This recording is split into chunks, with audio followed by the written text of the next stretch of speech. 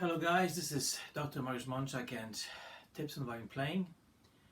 Today I'd like to talk about etude number 8 and a technique called spiccato. So this spiccato is one of the few main techniques on the violin, on the bow technique. So Kreutzer started with this long notes, etude number 1. Then we had etude number 2. Grand détaché. Then we had a combination between détaché and legato. And then we have etude number 4, staccato.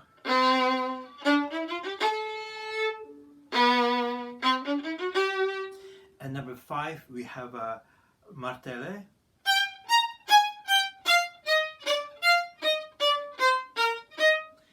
And then, then there's a number 6 etude on a martele close to the frog. Then we have this etude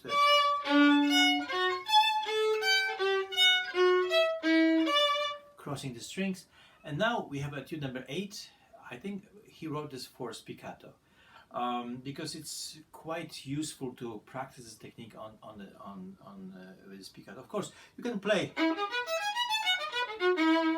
also détaché, but spiccato, actually, this technique we call it spiccato. And to make it good spiccato, you need to feel the bow well and kind of let it bounce the bow by itself. So you can bounce it here, here, here, and here.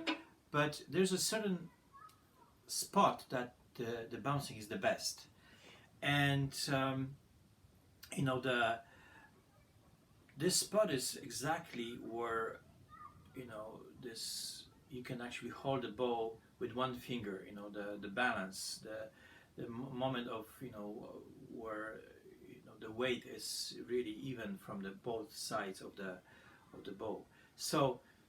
When you know exactly where this moment is in a bow, like the gravitation, right? Because if I hold it here, it will I'm not able to hold it with one finger. That's why we cannot play in the violin with one finger. Yeah, we need to have 5 because they have to balance it. This the stick that actually falls down. So here, when we have fun around this spot, is this sweet spot for the. So here just make it a small movement from the wrist and let it bounce.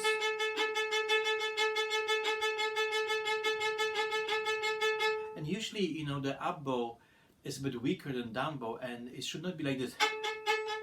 Like this is faster going up and slower going up, going down and up. So it needs to be even, right? And so to practice this evenness of the spiccato, one of the exercises that I feel they're really, really useful is to play, to have them. So.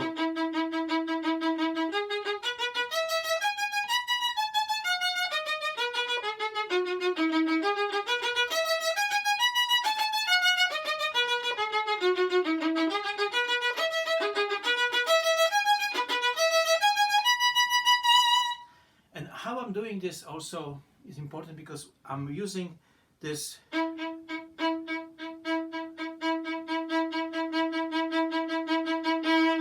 I'm using this 1 2 3 1 2 3 1 2 3 1 2 3. So I would, in a way, anticipate what's going to happen, and say the main theme of all those etudes are using gravitation, inertia, minimum movement, and releasing of tension. So here we have this, releasing of tension. So and also inertia that the bow jumps by itself. Because if I put the pressure and impulse on each note, it's just too much, and it just minimum movement. And jump up. So the movement is more or less like this, bam bam bam bam bam, with your hand like I have a string and they go. You see, like this. You see.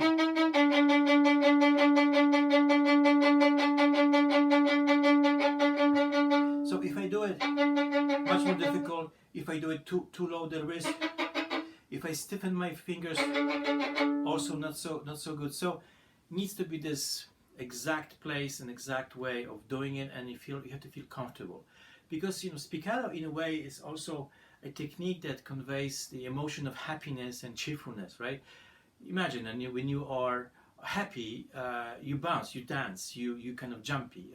You never dance and jumpy when you are sad. So music in a in the core, it's conveying the emotion, from one mind to another mind. So through means of music, of composers and our minds, what we feel, and then transmitting them to the audience. So to have the right technique to do it, we need to also understand that this let's say what we're talking now about spiccato needs to be bouncy, needs to be happy. It kind of conveying this energy of of cheerfulness. So when you do this, you see,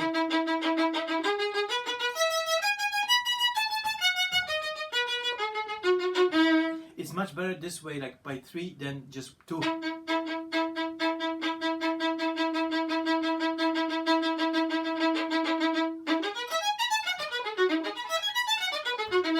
So here you see also what's important when you practice the etude in anything that you practice, you have to be aware of the harmony is there. So let's say in the first bar we have a E major, E, G sharp, B, E, and then you have a dominant 7th. So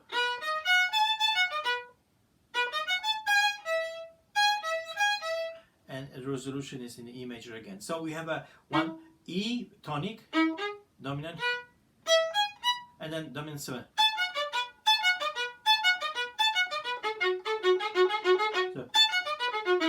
So we need to also show the tonic, and then in music it's like that. You show the important stuff, and then the less important you hide. You don't play, let's say, everything the same.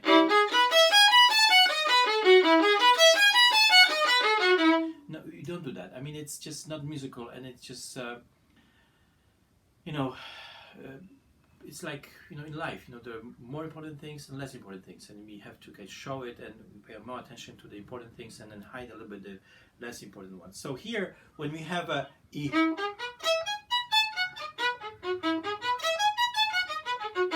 so harmony key, I should do I should do tonic and 4 and 2.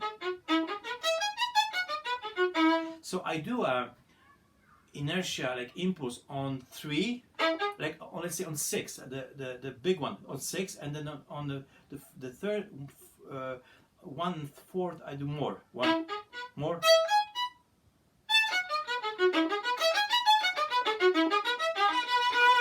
So this way, we tend to also kind of find those moments of relaxation wherever we can. So it is also important to understand that our muscle, they need to relax also. There's like, we make them work, but they need to be it's like squeeze and then release. So all the time look for those minimum possibilities to relax, because this is, let's say, 2 pages of hundreds and hundreds of notes. So to enjoy it and to not be tired and not to get injured, you need to be aware, how to do it. So I think would be all for tonight and for today, because I'm taping today during the daylight. So thank you very much for watching. Be well and safe, and enjoy playing. Find the ways that you really love to do it, and spend a lot of time with violin, thinking about it, playing, learning, and sharing. Take care. Bye bye.